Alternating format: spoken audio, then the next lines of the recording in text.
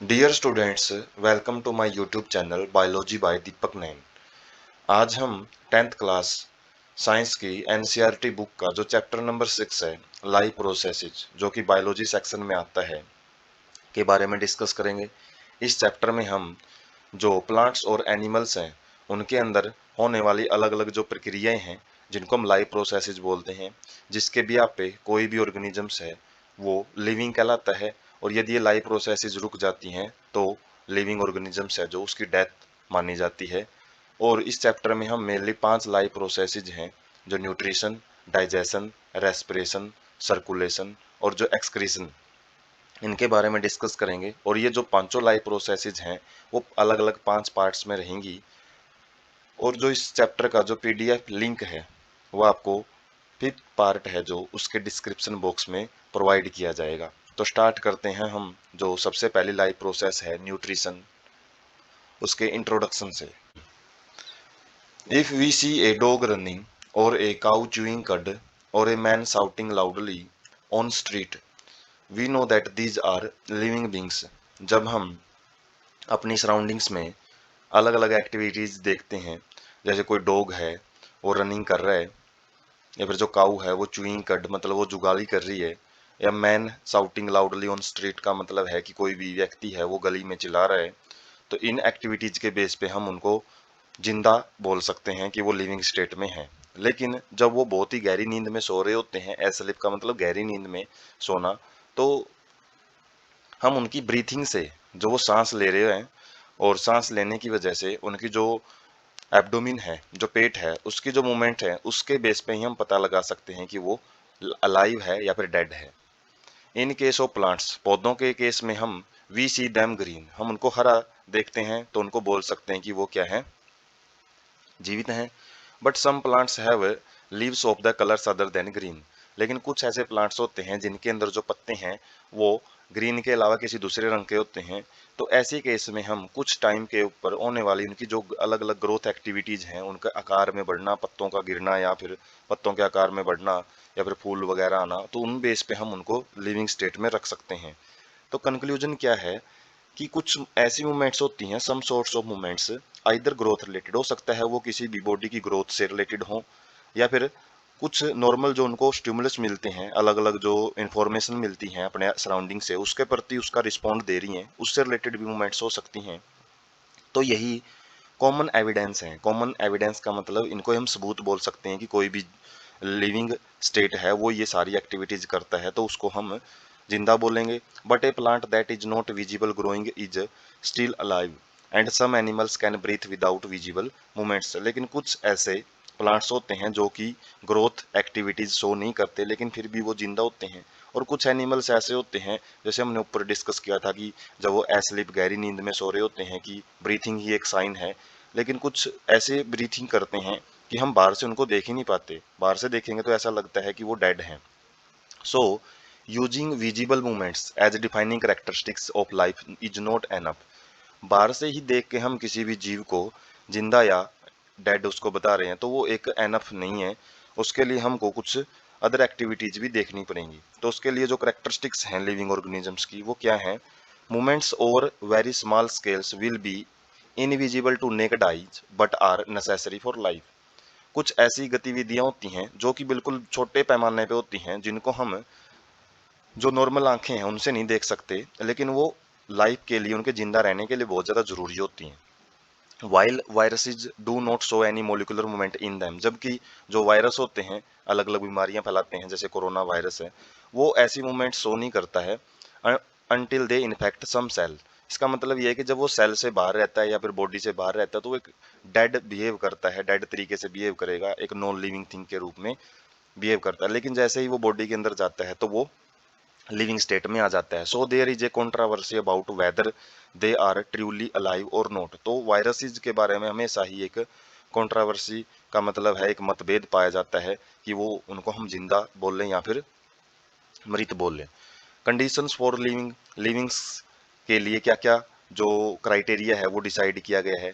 कि जो living organisms हैं वो वेल ऑर्गेनाइज्ड, अच्छे ढंग से व्यवस्थित होने चाहिए। कहने का मतलब है उनके अंदर जो सेल हैं, कोशिकाएं मिलके टिश्यू उत्तक बनानी चाहिए, उत्तकों से मिलके, टिश्यू से मिलके ऑर्गन, या फिर जो ऑर्गन सिस्टम है, और ऑर्गन सिस्टम से जो ऑर्गेनिजम्स है, मतलब उनके अंदर जो भी अलग अलग जो भी कंपोनेंट पाए जाते हैं वो एक सुव्यवस्थित ढंग से एक दूसरे के अंदर एडजस्टेड होने चाहिए।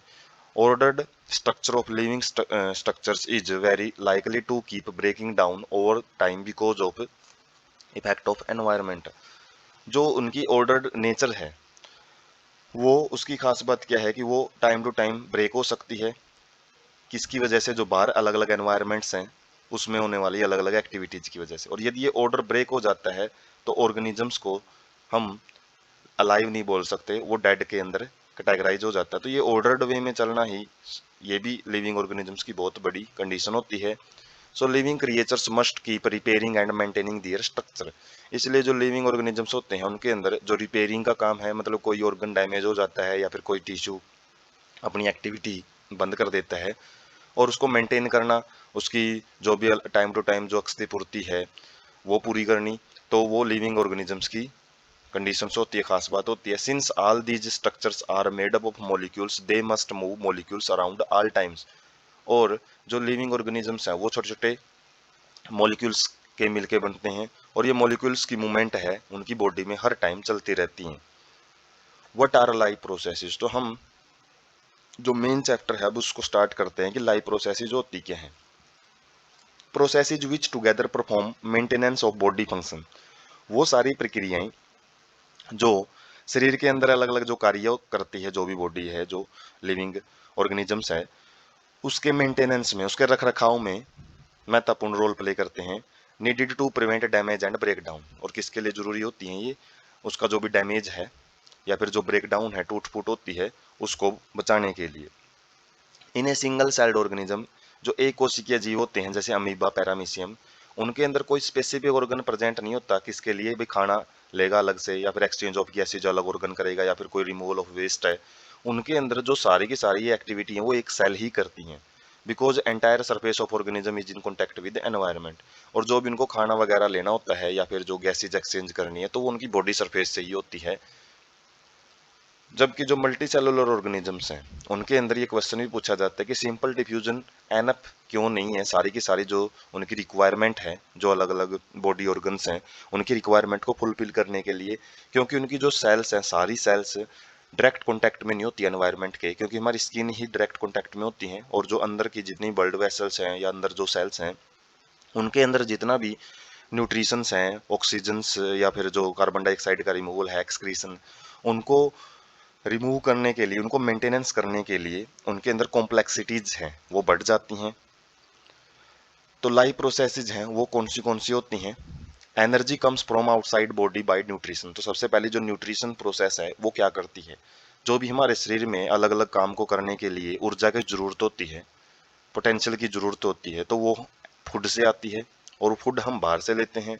और जो फूड है वो क्या होता है? एडिशनल रॉ मटेरियल, जो बाहर से हम कच्चा पदार्थ यूज करते हैं। Needed from outside for growth in which most are carbon based. जिसमें हम खाना जो यूज करते हैं वो सारा कार्बन और इट्स कंपाउंड, जो हमारा फोर्थ चैप्टर है साइंस का, उसमें पढ़ा है कि जो कार्बन और इट्स कंपाउंड होते हैं, हाइड्रोकार्बन्स, उनके ही बने होते हैं। जैसे ग्लूकोज है, स्टार्च है, प्रोटीन्स हैं, फैट हैं, उनके अंदर ज्यादातर कार्बन ही पाया जाता है। Different organisms use different kind of nutritional process on basis of their complexity. अलग अलग जो जीव हैं वो अलग अलग न्यूट्रिशनल प्रोसेसेज यूज करते हैं। हम टाइप देखेंगे न्यूट्रिशन के, ताकि उनकी जो कॉम्प्लेक्सिटीज है, उनकी जो जटिलता है, उनके बेस पे उनको अलग अलग टाइप का खाना है वो चाहिए होता है, जिसके लिए वो एक्टिविटीज भी अलग अलग यूज करते हैं। जैसे ही खाना अंदर चला जाता है उसके बाद break down of complex substances, जो बड़े पार्टिकल होते हैं उनको छोटे टुकड़ों में तोड़ा जाता है, तो वो उसमें जो लाइफ प्रोसेस काम करती है वो आती है डाइजेशन प्रोसेस। उसके बाद जो छोटे पार्टिकल हो जाते हैं उनमें से energy sources need to break down. अब कुछ उनमें से एनर्जी है जो भी निकालनी होती है, तो वो दो प्रोसेसेस से होती हैं रेस्पिरेशन के अंदर। जैसे जो कैटाबोलिज्म है, जिसमें कोई भी पार्टिकल है वो टूटता है, या फिर कोई नई चीज बनानी है बॉडी को, तो उसमें एनाबोलिज्म होता है। And convert to uniform source of energy, और उनको एक सोर्स ऑफ एनर्जी है जो करेंसी बोला जाता है, एनर्जी करेंसी बॉडी के अंदर, एटीपी, एडिनोसिन ट्राइफॉस्फेट, उसके अंदर बदलने का काम रेस्पिरेशन का होता है। तो जो भी रॉ मटेरियल शरीर के अंदर गया है उसको छोटे टुकड़ों में तोड़ा है, और उस छोटे टुकड़ों में तोड़ने के बाद उससे जो एनर्जी निकालने का काम है वो रेस्पिरेशन प्रोसेस करती है। Used for various molecular movements needed for maintaining living structures, और इसमें बहुत सारी छोटे छोटे पैमाने पे बहुत सारी मूवमेंट्स की जरूरत पड़ती हैं जो कि लिविंग स्टेट में रखने के लिए जरूरी होती हैं। Molecules to break down by oxidising reducing reactions, और जो मॉलिक्यूल्स हैं उसमें ऑक्सीडेशन और रिडक्शन, जिसको रेडॉक्स रिएक्शन बोलते हैं, उनके अंडर उनको ब्रेक किया जाता है, तोड़ा जाता है। Uptake of food and of oxygen done by specialised tissue and transported in all parts of the body. जो भी खाना और जो हम ऑक्सीजन शरीर के अंदर लेते हैं उनको शरीर के सारे भागों में पहुंचाने का काम जो करता है वो ट्रांसपोर्टेशन या फिर सर्कुलेटरी सिस्टम करता है, जिसमें जो हमारे शरीर है उसमें ब्लड इंपॉर्टेंट रोल प्ले करता है। Waste by product created by chemical reactions for energy generation removed from the body by a process called excretion। जितना भी हमारे शरीर में जो वेस्ट मटेरियल है, वेस्ट बाय प्रोडक्ट, जो एक्स्ट्रा प्रोडक्ट इकट्ठे होते हैं जिनकी कोई शरीर को जरूरत नहीं पड़ती, उनको एक्सक्रीटरी सिस्टम क्या करता है, बाहर निकालता है। And transportation system transport waste away from the cell to the excretory tissue.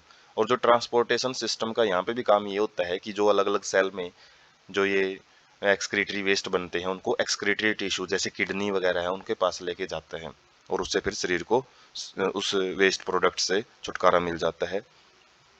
सबसे पहले जो प्रोसेस है लाइफ प्रोसेस, तो न्यूट्रिशन के बारे में स्टार्ट करते हैं।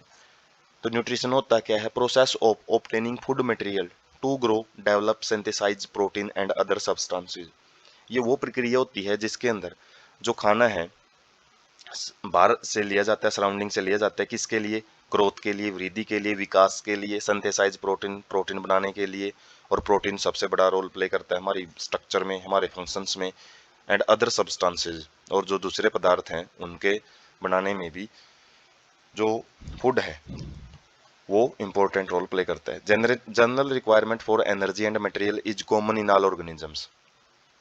चाहे जीव कौन सा भी हो, उनके अंदर जो जर्नल रिक्वायरमेंट होती है एनर्जी की वो सब में सेम होती है, लेकिन उनको फुलफिल अलग अलग ढंग से किया जाता है। न्यूट्रिशन के अलग अलग टाइप होते हैं, और सबसे पहला जो टाइप है ऑटोट्रोपिक न्यूट्रिशन। ये वो प्रोसेस होती है जिसके अंदर food material obtained from inorganic source in the form of carbon dioxide and water. जो कि प्लांट्स में हम फोटोसिंथेसिस पढ़ेंगे डिटेल में, उसमें देखेंगे कि जो इनऑर्गेनिक सोर्स होते हैं जैसे CO2 है, H2O है, कार्बन डाइऑक्साइड और वाटर है, और सनलाइट की प्रेजेंस में, क्लोरोफिल की प्रेजेंस में फूड प्रिपेयर किया जाता है, तो वो ऑटोट्रोपिक न्यूट्रिशन कहलाता है। ऑर्गेनिजम्स ये ऑटोट्रोपिक न्यूट्रिशन करते हैं उनको ऑटोट्रोप्स बोलते हैं। इसमें ग्रीन प्लांट्स आ जाते हैं, हरे पौधे, और कुछ बैक्टीरिया हैं जैसे साइनोबैक्टीरिया, वो भी आ जाते हैं। जबकि जो हेटेरोट्रोपिक न्यूट्रिशन है उसके अंदर जो ऑर्गेनिजम्स हैं वो कॉम्प्लेक्स सब्सटेंस को यूटिलाइज का मतलब प्रयोग में लाता है, which are broken down into simpler one, जो छोटे टुकड़ों में तोड़ दिया जाता है, one by use biocatalyst. कुछ इंजाइम होते हैं जो हम डाइजेस्टिव सिस्टम में पढ़ेंगे, उनके अंदर इन कॉम्प्लेक्स सब्सटेंस को तोड़ा जाता है। और ये हेटेरोट्रोप्स सर्वाइवल डिपेंड डायरेक्टली और इनडायरेक्टली ऑन ऑटोट्रोप्स। और ये अपने खाने के लिए जो ऑटोट्रोप्स हैं उनके ऊपर या तो सीधे ही डिपेंड करते हैं प्रत्यक्ष रूप से, जैसे कि जो शाकाहारी जीव हैं, हर्बीवोर्स हैं, वो डायरेक्टली प्लांट्स को खाते हैं, जबकि जो कार्निवोर्स हैं वो हर्बीवोर्स को खाते हैं, और वो हर्बीवोर्स आगे प्लांट्स को खाते हैं। जिसकी वजह से हम बोल सकते हैं जो कार्निवोर्स हैं वो इनडायरेक्टली डिपेंडेंट है, वो डायरेक्टली तो डिपेंडेंट नहीं है हर्बीवोर्स उसके ऊपर, ग्रासेज के ऊपर या फिर ऑटोट्रोप्स के ऊपर, वो इनडायरेक्टली उसके ऊपर डिपेंडेंट होते हैं। Heterotrophic organisms include animals and fungi. और जो एटोट्रोपिक ऑर्गेनिजम्स में या हेटेरोट्रोप्स में कौन से आते हैं जीव, जो ज़्यादातर एनिमल्स हैं, चाहे वो कार्निवोर्स हो, हर्बीवोर्स हो, ओमनिवोर्स हो, और कुछ फंगस हैं वो इसी के अंदर आ जाती हैं। तो जो मोड ऑफ न्यूट्रिशन है वो हम देख सकते हैं यहाँ से, autotrophic mode of nutrition, heterotrophic. Autotrophic में दो आ जाते हैं, फोटो ऑटोट्रोपिक, फोटो मतलब लाइट, जो लाइट की प्रेजेंस में अपना फूड प्रिपेयर करते हैं, जिसको फोटोसिंथेटिक बोलते हैं, जिसके अंदर ग्रीन एल्गी या फिर ग्रीन प्लांट्स वो आ जाते हैं, और purple, red and green bacteria, कुछ बैक्टीरिया की स्पीसीज हैं जो प्रोकैरियोट्स में आती हैं, वो आ जाती हैं। जबकि जो कीमो ऑटोट्रोप्स होते हैं इनको कीमोसिंथेटिक भी बोलते हैं। ये केमिकल रिएक्शन से, जो रेडॉक्स रिएक्शन है उनके अंदर जो कुछ हमने देखा है, एंडोथर्मिक एक्जोथर्मिक रिएक्शन होती है, जो हीट बाहर निकलती है एक्जोथर्मिक रिएक्शन में, उनसे अपना फूड है वो प्रिपेयर करते हैं, जिसके अंदर नाइट्रीफाइंग बैक्टीरिया मतलब जो नाइट्रोजन फिक्सेशन में मदद करते हैं, राइजोबियम टाइप के बैक्टीरिया हो गए, आयरन बैक्टीरिया है, hydrogen bacteria, sulphur bacteria, methane bacteria जो मिथेनेजन्स कहलाते हैं, मीथेन प्रोड्यूस करते हैं। तो काफ़ी सारे अलग अलग प्रकार के बैक्टीरिया ही आते हैं इसके अंदर। जबकि जो हेटेरोट्रोपिक न्यूट्रिशन है इसमें, जो सबसे पहला है पैरासिटिक न्यूट्रिशन, इसमें हो सकता है टोटल का मतलब टोटली ही किसी जीव पे डिपेंडेंट हो, जैसे कस्केटा मरबेल होगी, उसको जब तक कोई प्लांट नहीं मिलेगा वो जीवित नहीं रहेगा, तो वो टोटली अपने खाने के लिए प्लांट्स पे डिपेंडेंट रहेगा। जबकि पार्शियल का मतलब है जरूरी नहीं है कि उसको कोई भी होस्ट चाहिए अपने जीवित रहने के लिए, वो होस्ट के बगैर भी रह सकता है। इसका एग्जाम्पल है सेंटेलम। और सैप्रोट्रोपिक न्यूट्रिशन क्या होता है, जिसके अंदर जो ऑर्गेनिजम्स है वो डेड ऑर्गेनिक मैटर के ऊपर, जो मृत और गले सड़े चीजों के ऊपर जीवित रहते हैं, जैसे फंगस आ गया इसके अंदर। होलोजोइक के अंदर जो सॉलिड फॉर्म में अपना जो फूड है वो लेते हैं। इसके अंदर हर्बीवोर्स जो शाकाहारी हैं, जो कि प्लांट्स के ऊपर डायरेक्टली डिपेंडेंट हैं, कार्निवोर्स हैं जो हर्बीवोर्स को खाते हैं, ओमनिवोर्स जो दोनों खाते हैं, प्लांट्स और एनिमल्स, जैसे ह्यूमंस इसके अंदर आ जाते हैं। तो सबसे पहले ऑटोट्रोपिक न्यूट्रिशन देखते हैं। इसमें क्या होता है, carbon and energy requirements for autotrophic organisms are fulfilled by photosynthesis. तो कार्बन की और जो ऊर्जा की बाकी सारी जरूरतें हैं ऑटोट्रोपिस जो सवपोषी ऑर्गेनिजम्स होते हैं उनके अंदर फोटोसिंथेसिस प्रकाश संश्लेषण नाम की प्रक्रिया से पूरी की जाती है। प्रोसेस क्या होती है फोटोसिंथेसिस, जिसके अंदर autotrophs convert carbon dioxide and water into stored form of energy. Stored form का मतलब एक एनर्जी को एक जगह पे संगठित करने के लिए जो प्लांट्स जिस प्रक्रिया का यूज करते हैं उसको फोटोसिंथेसिस बोलते हैं। और ये स्टोर्ड फॉर्म ऑफ एनर्जी क्या है, कार्बोहाइड्रेट्स है, और इसको किसकी प्रेजेंस में, सनलाइट और क्लोरोफिल की प्रेजेंस में तैयार किया जाता है। तो ये डेफिनेशन है फोटोसिंथेसिस की। Carbohydrates are utilised for providing energy to plants. और जो कार्बोहाइड्रेट्स हैं, जो अलग अलग स्टार्च वगैरह जो बनते हैं या फिर ग्लूकोज जो बनता है, वो प्लांट्स को एनर्जी प्रदान करता है अलग अलग एक्टिविटीज के लिए। तो carbohydrates which are not used immediately are stored in form of starch. जो ये कार्बोहाइड्रेट्स की वो फॉर्म जो एक टाइम यूज नहीं लेते हैं, मतलब जब इनकी यूज पूरी होने के बाद जो भी स्टार्च जो कार्बोहाइड्रेट बच जाता है तो उसको स्टार्च की फॉर्म में इकट्ठा कर लिया जाता है। और जो ये स्टार्च है which serves as internal energy reserve to used when required by the plants, जो कि एक एनर्जी संग्रहण का काम करते हैं, एक जगह पे इकट्ठा रखने का काम करते हैं, और जब भी प्लांट्स को इसकी जरूरत होती है तो वो इस स्टोर्ड फॉर्म को यूज करता है। Water used in photosynthesis is taken up from the soil by roots in terrestrial plants. जो स्थलीय पौधे होते हैं उनके अंदर फोटोसिंथेसिस में यूज होने वाला जो वाटर है वो जड़ों के माध्यम से अवशोषित किया जाता है।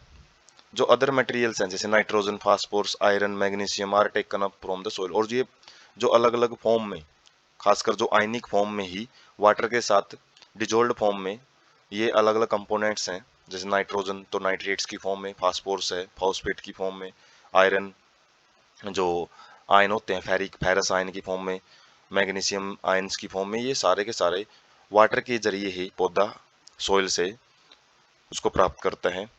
Nitrogen is an essential element used in synthesis of protein. पूछ लिया जाता है कि जो नाइट्रोजन है उसकी क्या इंपॉर्टेंस होती है। तो जो भी प्रोटीन हमारी बॉडी के अंदर बनता है या प्लांट्स प्रोटीन प्रिपेयर करते हैं, हम खुद तो बनाते नहीं है, जितना भी जो न्यूट्रिशन प्लांट से प्राप्त करते हैं उसी को यूज करते हैं। तो जो प्रोटीन है प्लांट्स जो बनाते हैं, कुछ प्रोटीनस प्लांट्स होते हैं, लेग्यूमिनस प्लांट्स, उनके अंदर नाइट्रोजन फिक्सिंग बैक्टीरिया होते हैं, जो कि उनको जो सिंपल नाइट्रोजन होती है अपनी नाइट्रोजन गैस, उसको इनऑर्गेनिक नाइट्रेट्स और नाइट्रेट्स की फॉर्म में कन्वर्ट कर देते हैं। और ये जो नाइट्रेट्स हैं इन्हीं को जो प्लांट है वो अवशोषित करता है रूट से, और taken up as the organic compound which have been prepared by the bacteria from the atmospheric nitrogen. वही बात आ गई इसमें कि कुछ बैक्टीरिया जैसे राइजोबियम टाइप के बैक्टीरिया हैं, जो कि जो दालें होती हैं पल्सीज, उनकी जड़ों में गांठें बना के रहते हैं, नोड्यूल्स बना के रहते हैं, और जो एटमॉस्फेरिक नाइट्रोजन है उसको इंपॉर्टेंट फॉर्म में कन्वर्ट करते रहते हैं। उसके बाद है फोटोसिंथेसिस के अलग अलग जो इवेंट्स है वो हम देखते हैं। तो मेनली 3 इवेंट्स होते हैं फोटोसिंथेसिस में। सबसे पहला क्या किया जाता है, क्लोरोफिल जो हरा वर्णक होता है, ग्रीन पिगमेंट होता है लीव्स के अंदर, उसके द्वारा लाइट है उसको अवशोषित किया जाएगा, सनलाइट है खासकर। Conversion of light energy to the chemical energy, जो लाइट अवशोषित की है उसको रासायनिक ऊर्जा में बदला जाएगा और साथ में जो पानी अब्जॉर्ब किया था पौधे ने रूट से उसको तोड़ा जाएगा किसके अंदर, हाइड्रोजन और ऑक्सीजन के अंदर। और जो ये हाइड्रोजन निकला है वाटर में से उसको कार्बन डाइऑक्साइड के साथ मिलकर उसके कार्बोहाइड्रेट्स बना दिए जाते हैं। These steps need not take place one after other immediately. और ये जो तीनों स्टेप हैं ये एक के बाद एक नहीं होते हैं। ये नहीं होता कि एक स्टेप होएगा उसके बाद जस्ट सेकंड स्टेप है वो स्टार्ट हो जाता है। ये अलग अलग भी हो सकते हैं। जैसे डेजर्ट प्लांट्स होते हैं वो कार्बन डाइऑक्साइड हैं एट नाइट, वो कार्बन डाइऑक्साइड्स को रात को लेते हैं क्योंकि दिन में यदि उनके स्टोमेटा ओपन रखे जाएं, क्योंकि स्टोमेटा को ओपन रखने के लिए वाटर लॉस बहुत ज़्यादा होता है, तो डेजर्ट प्लांट्स के पास पानी की पहले ही कमी होती है, तो उस केसेज में स्टोमेटा है उनको रात को ओपन करके रखा जाता है। तो CO2 ये रात को ही एब्जॉर्ब करते हैं एनवायरनमेंट से और वहां पे एक इंटरमीडिएट बना लेते हैं, कुछ ऐसा सब्सटेंस बना लेती हैं जो बीज का काम करता है। और ये बीज का बना हुआ सब्सटेंस ही क्या करता है, acted upon by the energy absorbed bye chlorophyll during the day. और दिन में जो लाइट एब्जॉर्ब की जाएगी डेजर्ट प्लांट के द्वारा उसी को यूज करके इस इंटरमीडिएट को किस में बदल दिया जाता है, जो भी एनर्जी सोर्स है उसके अंदर कन्वर्ट कर दिया जाता है। और जो ये फोटोसिंथेसिस है होती कहाँ पे है, साइट कहाँ पे है इसका, तो इसके समझने के लिए हमको जो क्रॉस सेक्शन है लीफ का वो देखना है। माइक्रोस्कोप के नीचे कैसा वो दिखाई देता है उसकी हम पिक दिखाएंगे। और उसके अंदर जब हम सेल देखेंगे, सेल के अंदर कुछ ग्रीन डॉट्स दिखाई देंगे। और ग्रीन डॉट्स जो हम इसमें देख भी सकते हैं, जो पत्ता है, पत्ते का ट्रांसफर सेक्शन है, पत्ते को जो बीचों बीच काट के माइक्रोस्कोप में लगा के देखेंगे तो दो लेयर पाई जाती हैं, एक अपर एपिडर्मिस एक लोअर एपिडर्मिस। लोअर एपिडर्मिस पे जो ये कट लगाए जाते हैं, जगह जगह कट पाए जाएंगे, उनको स्टोमा या स्टोमेटा बोलते हैं। और ये स्टोमेटा के अंदर जो सेल हैं अलग अलग, इनके अंदर जो ग्रीन ग्रीन कलर के डॉट्स हैं, जो छोटे छोटे डॉट्स आपको दिखाई दे रहे हैं, तो ये क्या है, ये क्लोरोप्लास्ट हैं। और इन्हीं क्लोरोप्लास्ट में क्लोरोफिल पाया जाता है। These green dots are called cell organelle chloroplast. और इन्हीं के अंदर क्लोरोफिल होता है। और क्लोरोफिल क्या करता है फिर, फोटोसिंथेसिस के टाइम पे लाइट को एब्जॉर्ब करता है। तो इसलिए जो लीफ होता है प्लांट का उसको फूड फैक्ट्री भी बोला जाता है, क्योंकि जो खाना है, या फिर किचन भी बोल देते हैं कि जो खाना है वो जैसे हमारे किचन में तैयार होता है, इसलिए पौधे का जो फूड है वो सारा लीव्स के अंदर ही प्रिपेयर किया जाता है। तो एक एक्टिविटी है वो देखते हैं।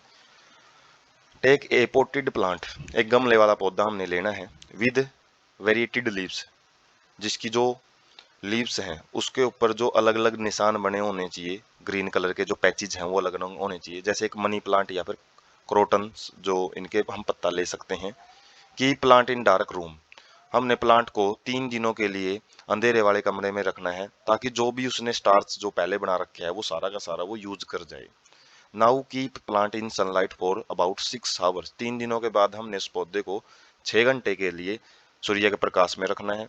उसके बाद 6 घंटे बाद एक पत्ता हमने उसे तोड़ना है, mark green area in it, उसके ऊपर जो भी ग्रीन ग्रीन कलर के जो अलग अलग निशान बने हुए हैं उनको हमने मार्क कर देना है और उनको एक पेपर की शीट पे ट्रेस कर देना है, जैसे ट्रेसिंग के द्वारा निशान लगा देने हैं लीप लीप के, जो एक रफ डायग्राम बना के पेपर के ऊपर, कागज के ऊपर।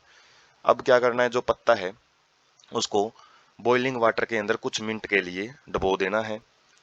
After this emerge it in beaker containing alcohol, उसके बाद हमने एक बिकर के अंदर एल्कोहल लेना है जो कि लैब के अंदर पाया जाता है।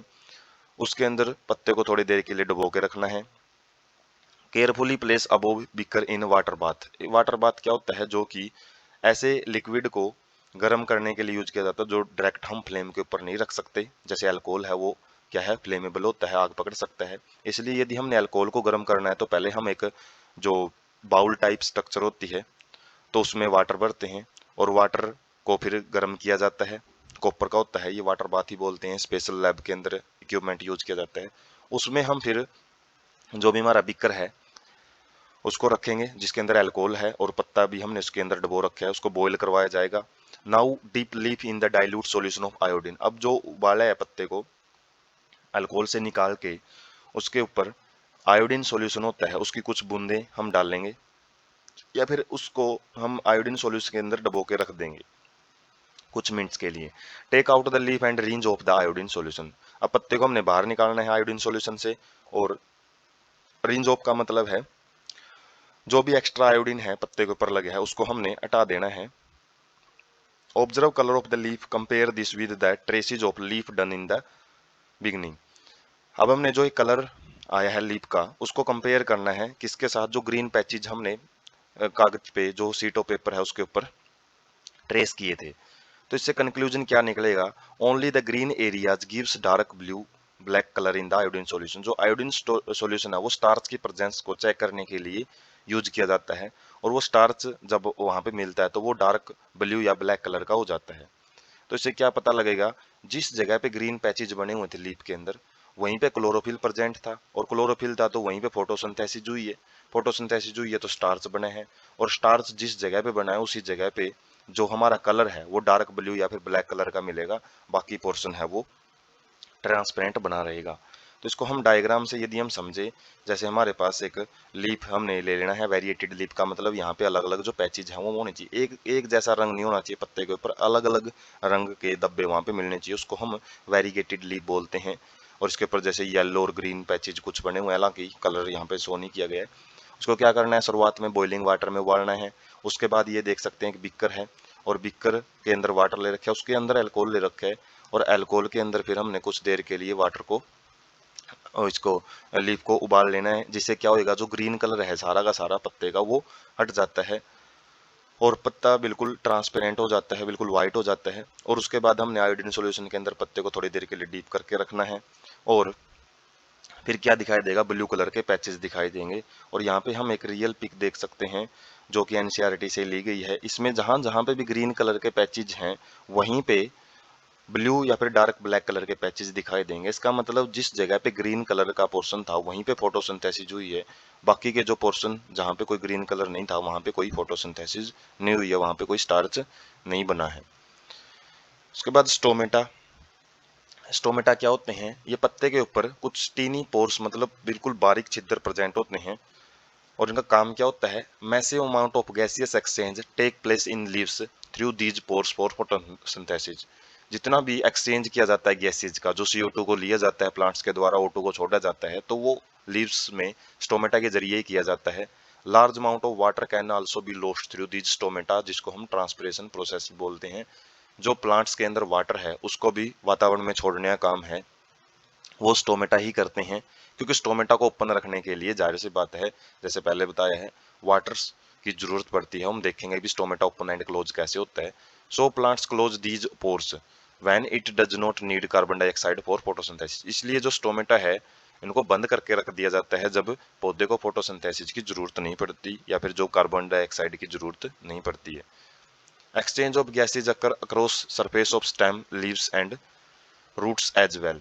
तो जो गैसेज का एक्सचेंज है वो जरूरी नहीं स्टोमेटा के जरिए ही होता है, स्टेम के ऊपर भी कुछ लेंटिकल्स नाम की स्ट्रक्चर होती हैं, रूट्स में भी जो रूट सरफेस होती है उसके द्वारा भी जो गैसेज का एक्सचेंज है वो कर दिया जाता है, क्योंकि जरूरी नहीं है कि पौधे को CO2 की जरूरत पड़ती है, उसको रेस्पिरेशन के लिए O2 की भी जरूरत पड़ती है।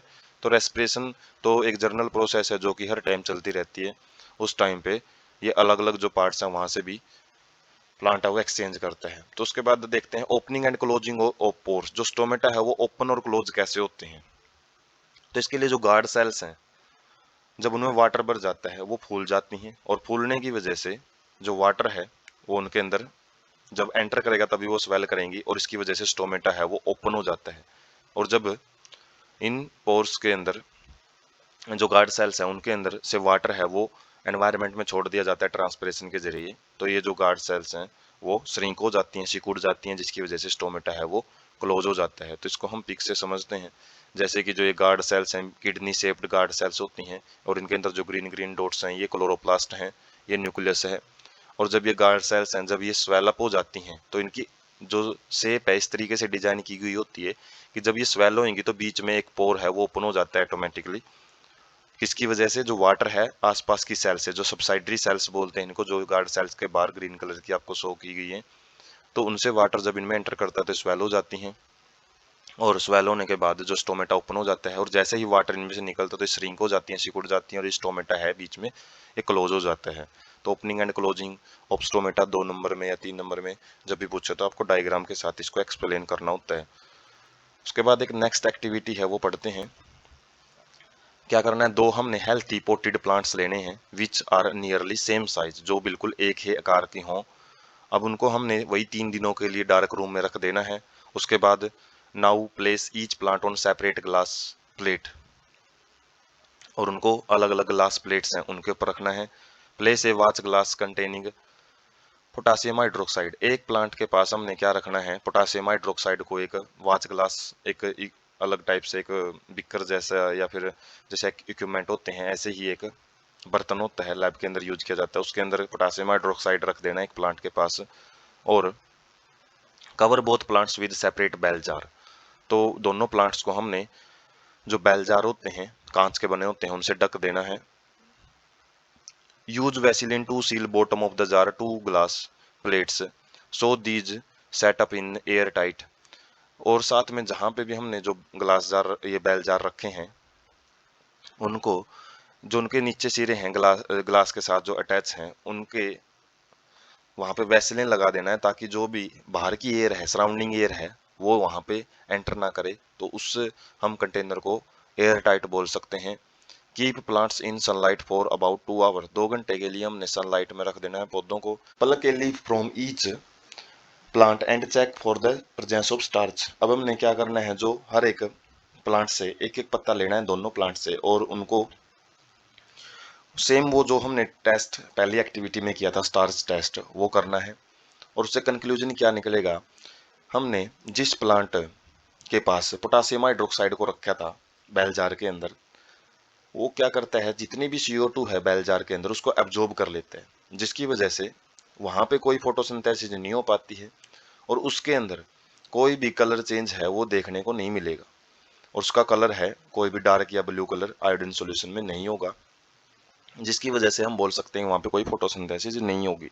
तो इसको हम डायग्राम से थोड़ा अच्छे ढंग से समझेंगे। जैसे ये बेल जार रखे हुए हैं और नीचे ग्लास प्लेट रखी हुई है, और यहाँ पे जो ग्लास प्लेट के साथ जो टच कर रहे हैं बेल जार वहां पे वैसलीन लगाई गई है सराउंडिंग में, ताकि एयर टाइट इसको बनाया जा सके। एक प्लांट में हमने क्या रखना है, जो एक वाच ग्लास है उसके अंदर पोटासियम हाइड्रोक्साइड रखना है। ये पोटासियम हाइड्रोक्साइड क्या करता है, CO2 को एब्जॉर्ब कर जाता है। और ये पोटेड गमले वाले पौधे हैं, और इनके अंदर हम जब 2 घंटे के बाद एक पत्ता इसका हम पलक करके देखेंगे और एक इसका, और जो स्टार्च जो सॉल्यूशन में है उनके अंदर जब इनका टेस्ट किया जाता है तो उसमें जो ये पोटासियम हाइड्रोक्साइड वाला जो प्लांट है उसके अंदर फोटोसिंथेसिस है वो नहीं मिलेगी, क्योंकि CO2 तो सारी इसने एब्जॉर्ब कर लिया पोटासियम हाइड्रोक्साइड ने, जिसकी वजह से इसमें कोई कलर चेंज है वो नहीं दिखाई देगा। तो इस एक्टिविटी का मेन मतलब यही है कि जो फोटोसिंथेसिस है उसके लिए CO2 की प्रेजेंस बहुत ज़्यादा जरूरी होती है। क्वेश्चन पूछ लेते हैं कि show an activity to show the presence of carbon dioxide in the photosynthesis, तो कार्बन डाइऑक्साइड की प्रेजेंस को या फिर इसकी इंपॉर्टेंस को शो करने के लिए एक्टिविटी है पूछ ली जाती है, वैसे प्रैक्टिकल में ज़्यादा आती हैं। उसके बाद है जो सेकंड टाइप है न्यूट्रिशन का, वो है हेटेरोट्रोपिक न्यूट्रिशन। और इसमें क्या होता है, form of nutrition differs depending on the type and availability of food material as well as how it obtained by the organism. ये न्यूट्रिशन का जो टाइप है अलग अलग जीवों में उनके आकार के बेस पे, प्रकार के बेस पे, और उनका जो खाना है उसकी उपलब्धता के बेस पे, किस प्रकार का खाना उनको एनवायरनमेंट में मिलता है उसके बेस पे अलग अलग जीवों में अलग अलग पाया जाता है। जैसे होलोजोइक न्यूट्रिशन, इसमें क्या किया जाता है, type of heterotrophic nutrition where organism intake solid food, जिसमें जो ठोस अवस्था में खाना है वो लिया जाता है। इसके अंदर 3 टाइप आ जाते हैं, कार्निवोर्स, हर्बीवोर्स एंड ओमनिवोर्स। उसके बाद सेप्रोट्रोपिक न्यूट्रिशन है, ये टाइप ऑफ हेटेरोट्रोपिक न्यूट्रिशन है जिसके अंदर organism obtain their food sources from remains of decaying organic substance. Organic substance मतलब जो जीव जंतुओं के कुछ पदार्थ हैं, जैसे पत्ते हैं टूट के नीचे गिर गए हैं, टहनियाँ गिर गई हैं प्लांट्स में, तो वो गलनी सड़नी शुरू हो जाती हैं। कुछ एनिमल्स हैं उनकी डेथ हो जाती है तो वो भी एक ऑर्गेनिक मैटर ही कहलाता है। और जो वो गलना सड़ना शुरू हो जाता है तो वहाँ पे कुछ मशरूम है, मोल्ड हैं, माइक्रोराइजल फंजाई हैं, ज़्यादातर जो फंजाई हैं वो इन चीज़ों पे उगती हैं और इनसे अपना जो खाना है वो लेती हैं। उसके बाद parasitic nutrition, type of heterotrophic nutrition where an organism derives its food from other living organisms. इसमें क्या करता है, एक जो ऑर्गेनिजम्स है वो अपना खाना दूसरे लिविंग ऑर्गेनिज्म से लेता है। Organism is known as parasite, जो जीव खाना लेता है तो उसको पैरासाइट बोलते हैं, और जिससे वो खाना ले रहे हैं, लैंड्स फूड का मतलब, लैंड का मतलब वैसे उधार लेना होता है लेकिन इसमें खाना है वो एक हिसाब से चुरा के खाया जाता है। और उसके ऊपर ही वो रहता है। शेल्टर का मतलब आवास, तो उसको जिस भी जीव के ऊपर वो रहता है तो उसको होस्ट बोला जाता है। एग्जाम्पल इसमें लाइस और टेप वोम आ जाते हैं।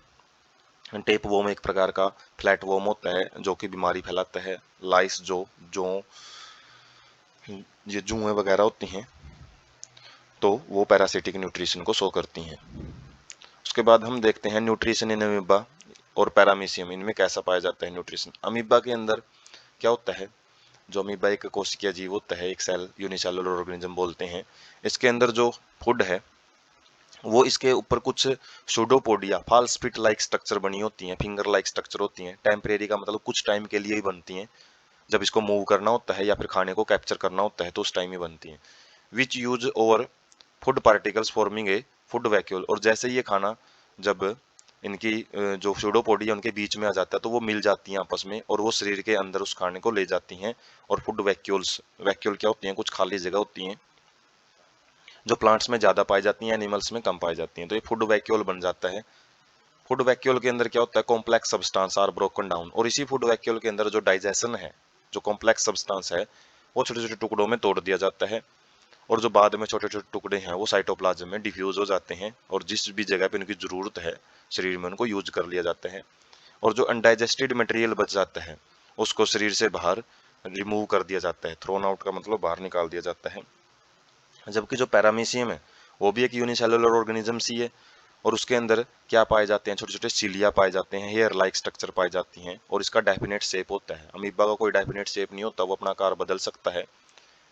And food is taken in at a specific spot, जो खाना है वो एक स्पेसिफिक जगह पे लेके जाया जाता है जिसको गुल्ट बोलते हैं। और वो खाना है, इसके हाथ व पैर वगैरह तो होते नहीं है, इसके जो सिलिया होते हैं छोटे छोटे हेयर लाइक स्ट्रक्चर जो डायग्राम में देखेंगे उसके द्वारा एक जगह पे लेके आ जाता है और उसी जगह से ही खाना ले सकता है। Food is moved to the spot by movement of cilia, ये सिलिया के द्वारा ही खाने को यहाँ पे लेके आया जाता है और जो ये सिलिया है ये पूरी बॉडी सरफेस को कवर करता है।